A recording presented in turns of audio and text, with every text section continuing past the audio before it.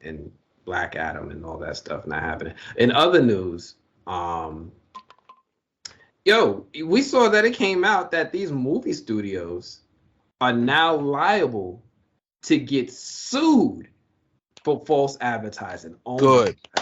Round of Good. I've been waiting for this day. Good. I have like a hit list of studios I want to approach right now. You already know I got my issues. Lionsgate, run me my refund right now for Cabin in the Woods in 2012. Sent me clean off, and I don't like it. I don't like it because I understand some people like, the horror comedy stuff. For me, and I like to consider myself a horror purist, I don't believe comedy has any place in horror because it literally is oil and water. They do not go together. Come on. You cannot be scared and laugh at the same time. You either gonna laugh or you either gonna be scared. It's not gonna be both. It's not gonna be both. So for me, when you look at that trailer for Cabin in the Woods, it looks like a serious horror movie. Now, I'm not saying it looks like some, magical thing, that was going to be great, Wes Craven product. And I ain't saying that. But I went into that movie really thinking, okay, I'm about to watch something that's going to scare me. Then and I tell you this, I remember this clear as day. I walk into the theater, I'm sitting into my seat, and it's like 10 minutes into the movie, and like some weird stuff is going on. There's some jokes happening. I'm like looking at my ticket. Did I walk into the right theater? No, I'm serious. Like, I real was like, yo, oh crap, is okay, H5. Okay, I'm in H5. The 10 o'clock show. Okay, yeah, it's 10 o'clock. I'm looking at other people like, are y'all confused as I am? I'm watching this thing like, what is this? And then I finally see Chris Hemsworth and Jesse Williams walk in. I'm like, this is Cabin in the Woods? This? Oh my God. I was so mad. Because I was like, what? This looked like, National Lampoon. Yeah. Freddy Krueger or something. Yeah. I'm like, what is this? Oh. Got him. So mad. I was mad. Yeah. To this day, I'm mad. Oh, I hate that movie. Only movie that ever got me. I know some people like it, and that's great. That's fine. Y'all went in, you can like it, and that's fine. I hate Cabin in the Woods. The only movie that ever made me feel that strongly was the Ryan Gosling movie. Which one? Drive. That shit was boring as hell. Oh my gosh. Dumb as hell. Yo. But they promoted it. I haven't watched Drive. I'm sorry. I was thinking of Only God Forgives. Yeah, that was boring. That was boring. Both of those movies. It was Ryan Gosling with the same director, Nicholas Winding Refn. This is why I don't understand people's obsession with Ryan Gosling. Because the dude is good in dramatic film, so it seems like he would be outside the Notebook. Outside the Notebook, I ain't really seen this man stretch. Hold on. Drive was presented as if it was going to be a Fast and Furious type. That is true. But what we got was a movie that was very dramatic. It was very close knit. It was a character study, and he actually did his thing in that movie. However, that's not the movie I signed up to see. Sold. Yeah. Because when I saw the trailer for Drive, it did look like a getaway driver. Yeah, and it had the cast to go with it. It had Ryan Gosling. It had Oscar Isaac. I feel like a lot of class action. Bryan Cranston. A lot of class action suits can get built up if we talking about this. I think all of us who paid for Drive, there actually was a suit against Drive for false advertising, and they lost. I think we should appeal. Now we have a precedent. Yeah. Right. My only thing is like this though, because I think someone at Kevin Feige on the results of this case. Someone at him. Listen, you also got Infinity War. They straight up lied, just straight heavy lie, talking about Hulk was gonna be all up in the movie, and y'all multiple times. Like, bro, we was sent clean off. Yeah. Now, here's the thing. I would love to actually look at the premise or the the statement from this court case because I want to see where the line is drawn. Now, is it one thing to be somewhat misleading versus complete misdirection? You know, because like if you sit That's here a and good say point. like, That's hey, a good point. the thing with Avengers, for example, they showed you a clip of Hulk running. Now, it was clearly out of context. You didn't know at the time. You didn't know what he was running into. You didn't know why he was running. You just now, and the thing is, technically, Bruce Banner / Hulk was in the movie, just not in the capacity that you thought. Now that I think has enough wiggle room to get away with, right? I think they could get away with that with some slick lawyer talk. Nah, man. When you promote a film on television and show a scene, and then that scene is not in the movie, That's tough. That's tough because tough. no, here's the thing. It's tough because the question is, what is the purpose of a trailer? The purpose of a trailer is to Advertise. sell you on the concept of whatever this movie is about. Listen. It's advertising for the movie. If I say here, right, and I promote a commercial, right, and on the commercial I'm promoting a restaurant and it's fine dining, and you see all sorts of nice, hot, gourmet food and steaks, and then you walk in the restaurant and you get some McDonald's. That's false advertising. The purpose was to get you to come and eat some food. Yes. But I showed you food that you couldn't actually buy. No, So you're now right. You're right. You can't That's what I'm buy saying. this Avengers movie with the Hulk. No, you're right. That's what you call a bait and switch, Yes. right? Like I baited you with this fine dining, but I'm giving you a Happy Meal instead.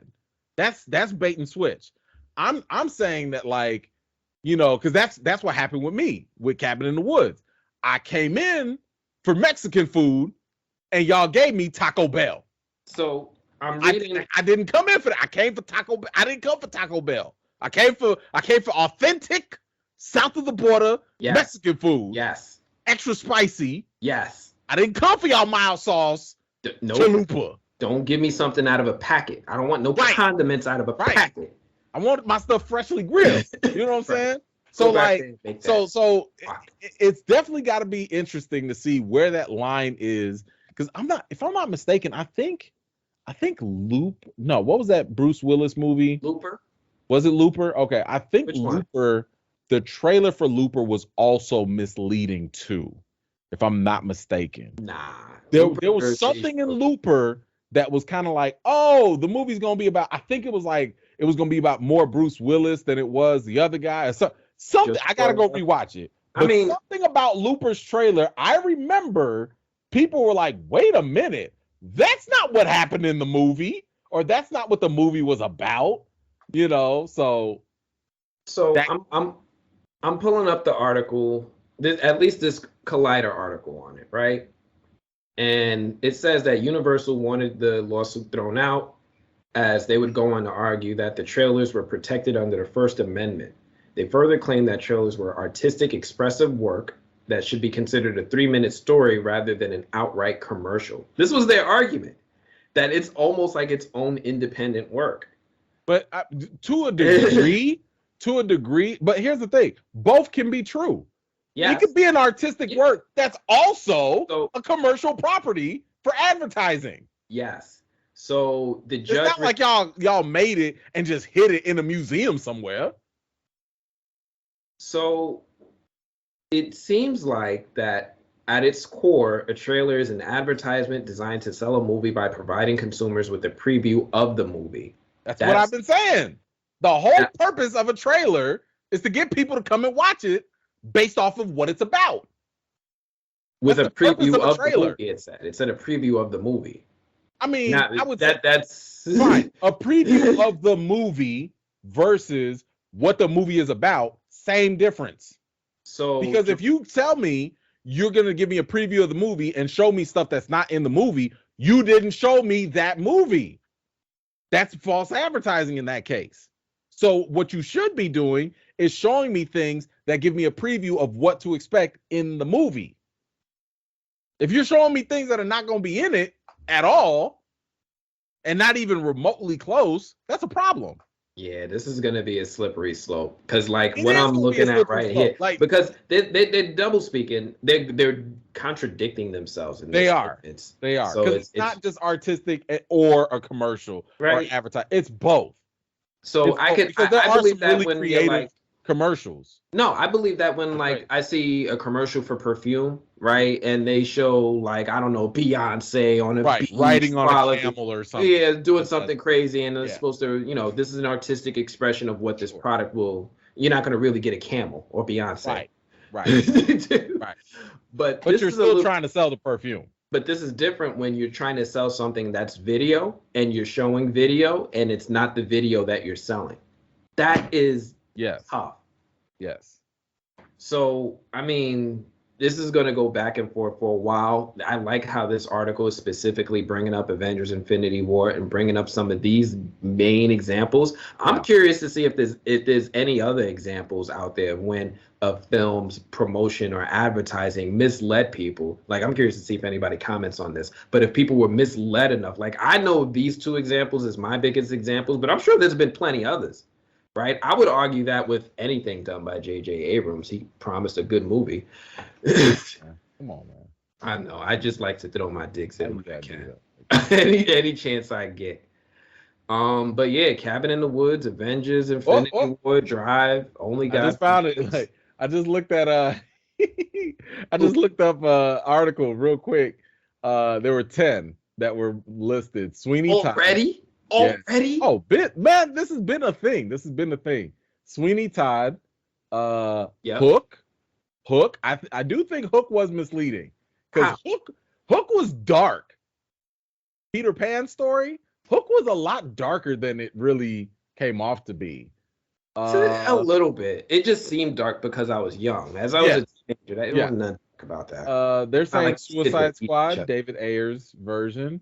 Frozen. Oh, okay. So David A's version I could see because there was scenes that were in the promotion Right. that didn't make the movie. After Earth.